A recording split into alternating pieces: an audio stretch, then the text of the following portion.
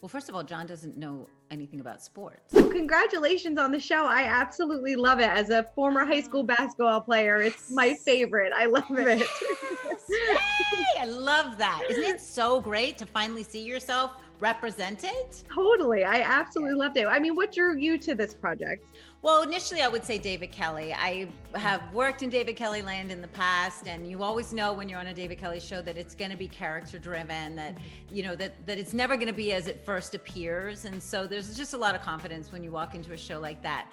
But like you, I was a high school athlete, and I am so excited to be able to explore this unique relationship that exists between a player and a coach, especially at this age. And so for me, it was really easy subject matter to get behind. I was very, very excited that we were doing that. What drew me to the role was the writing, I would say, because I don't necessarily have a ton of basketball experience, but I felt like the script had a lot of heart, and it was something I wanted to do and be a part of. I would say what drew me to the role was definitely the character that I play, Louise. She was just really independent and knows what she wants and really challenges authority, and has a great sort of dynamic with Coach Corn, John Stamos' character. So I was excited about that. Well, one, it's Disney Plus, and I've determined that I'm only going to do anything Disney tells me ever. Kelly, John Stamos, Brad Garrett is involved. Like, the script was amazing.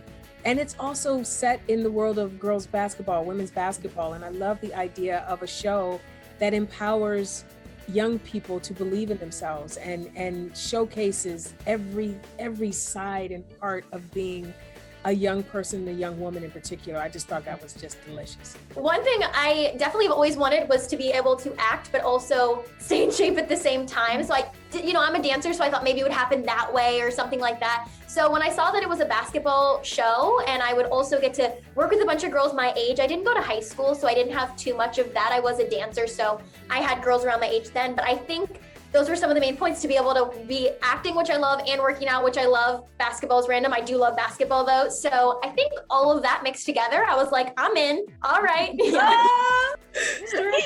I mean, I think definitely what drew me to the role, just to start off with, was Destiny, my character, like how, you know, complex she was and how I could just see that I could have so much fun playing her. But then also, you know, I come from an athletic background as well. Like, I played sports in high school and I grew up dancing competitively. And so my brother played sports. He played basketball, travel basketball growing up. So I was so for, you know, being a part of the whole basketball team aspect of the show. And I loved practicing with the girls.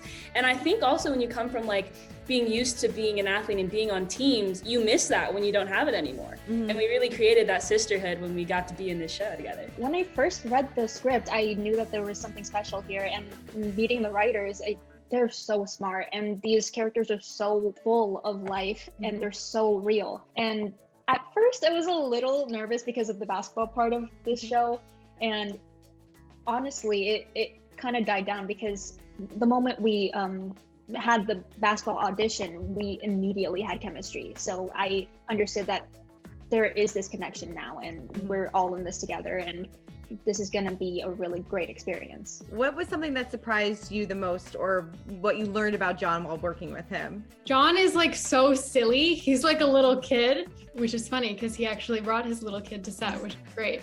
He's a great dad, and he loves to have fun and he's so passionate about doing this. What was it like having his son on set? Oh my God, so cute.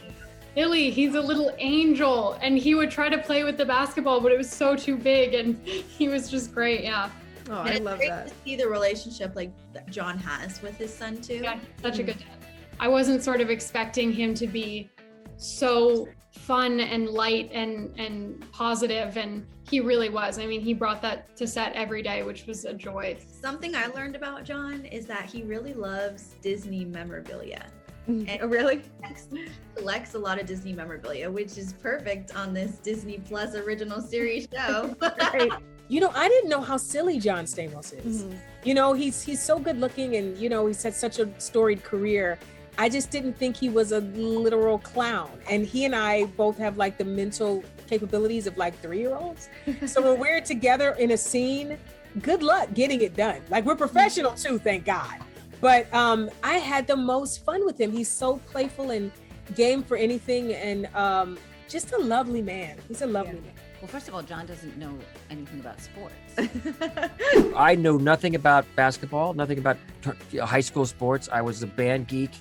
So it was, when I got the call, they said, oh, you're going to get a call, you're going to get an offer on the new David Kelly show. And I said, oh, do I play a lawyer? Is it like Big Little Lies? That was cool. I said, no, it's about basketball. I was like, oh no. That's amazing. He's fantastic. He's such a good actor.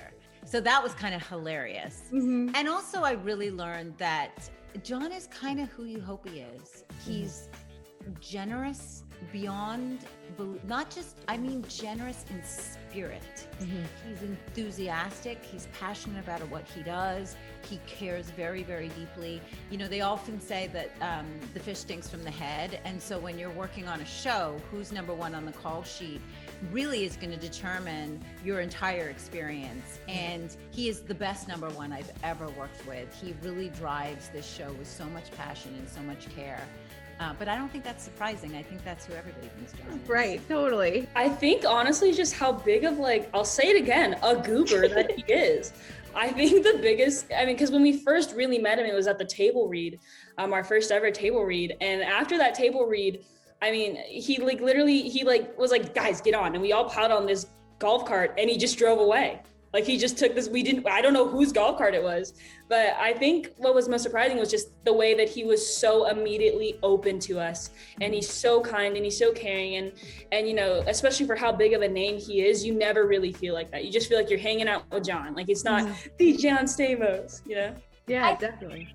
Yeah, to add on to that, he's very much a big presence. I feel like, you know, when you're working with someone at his level, you don't know if they're going to be there or I don't know. You don't know what you're going to get. And he just is always talking to us. You know, if we're, you know, all doing our own thing, we'll get a text in the giant group chat where he's like, hey guys, just checking in. He just is he wants us to have fun. He wants us to keep us engaged. Like, it's really nice to have that as your number one cast member. Who would you say is the best and the worst basketball player on the cast? That's a hard question. Go Mo, put it all out there. I don't know, but John is definitely the worst. We can say that. John is the worst. Well, you could say John.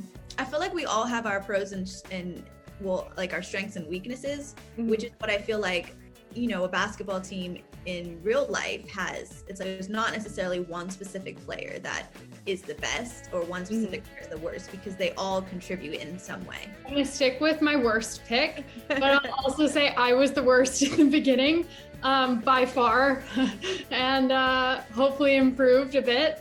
But I would say, honestly, what Monique said, like each person is kind of good at different things. I got really much better at shooting, and Monique is so good at dribbling. I'm not, so everyone improved in a lot of areas, which was fun. Well, John is probably the worst. I would assume. I think he would also claim that. He will admit that he wasn't a big sports person coming into the show, but I think that we all have like a great appreciation of this sport now. Cricket is the most athletic. Yeah, she plays Samantha, and she's really was a high school athlete. She's also a dancer, so she was great. And all the girls, you know, they went to basketball camp, they practiced. It was a lot like Glee, you know, when they weren't on set, they were practicing their skills in basketball. So they all really came together as a team in the end and managed to access a few skills, I think. We did have these little superlatives that our basketball coordinator, Keela, she handed out to us at the end of the season. And TISHA got most improved. So, I mean, that's got to say a lot. But I think probably in terms of like just pure technique, it's Monique. Like her shot is just gorgeous. But I think all of us, we really have come up in terms of our basketball skills, and we're all like a real team, and we're all like, we really play. I know we don't see you on the court, but do you have good basketball skills? Not at all. You don't see me on the court for a reason, because I promise you, if JESSALYN had some game, they would have shot something with her. I have no game. I athletically, I am not gifted. So I'm glad to just be in the bleachers for a couple of scenes and to support them from my office chair.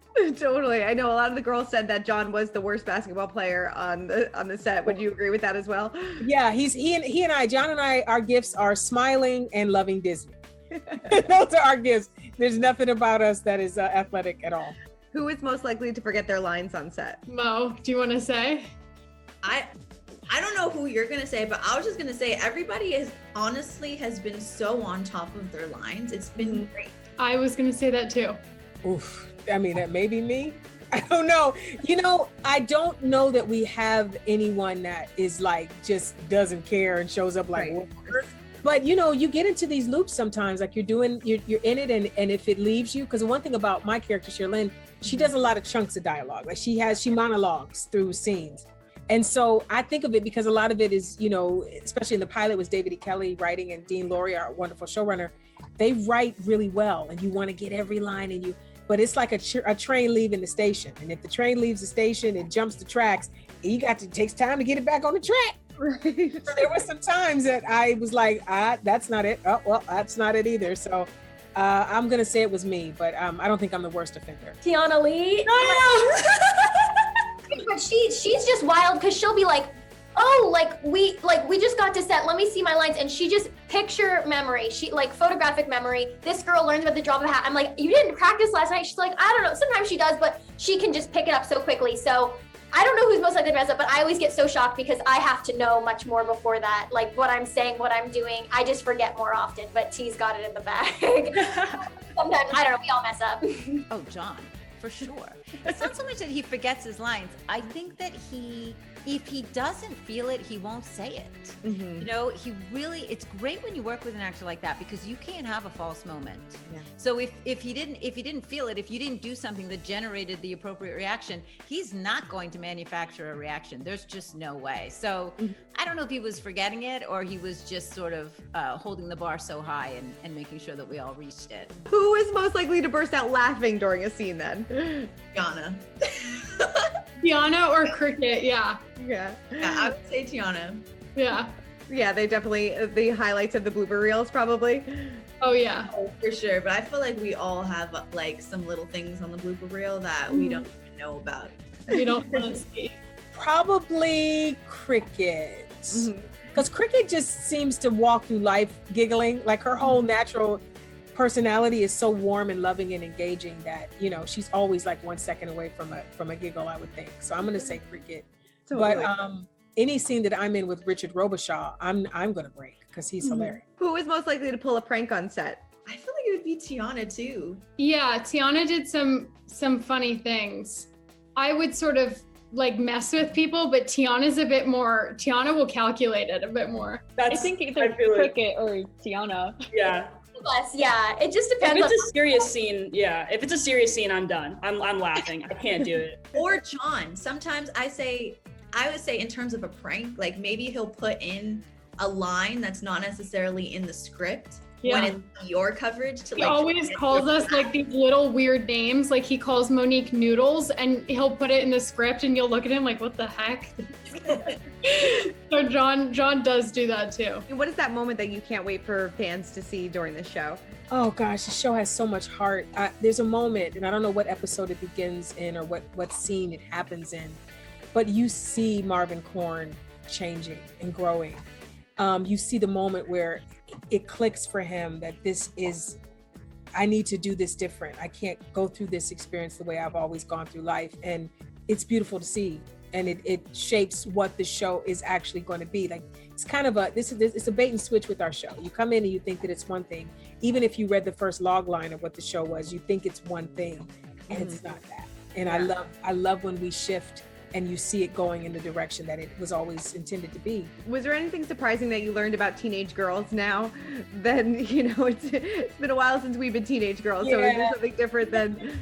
What I learned is that, that experience is pretty much universal. It is really shocking to be a teenage girl, and the things that you learn about yourself and about your body and about your dreams and what the world will allow you to dream, right? Thank God a teenager in 2021 has a clear path towards living the life that she wants to live than my generation did. Our generation, they told us what we were going to do. We had to go, we had to do this. You had to be married by a certain time. You had to have kids by a certain time. And those of us that did not follow that path, we were shunned a little bit. Like, what do you mean you're going to move to LA and pursue acting? Your husband's probably here. I'm like, well, he can't come to LA if he's trying to find me because I'm going to LA. But the kids nowadays, the young people nowadays, They don't have to choose between what society wants for them and what they want. They get to just choose what they want. Definitely. And I think that's beautiful. So I love getting to see that play out through these wonderful actresses.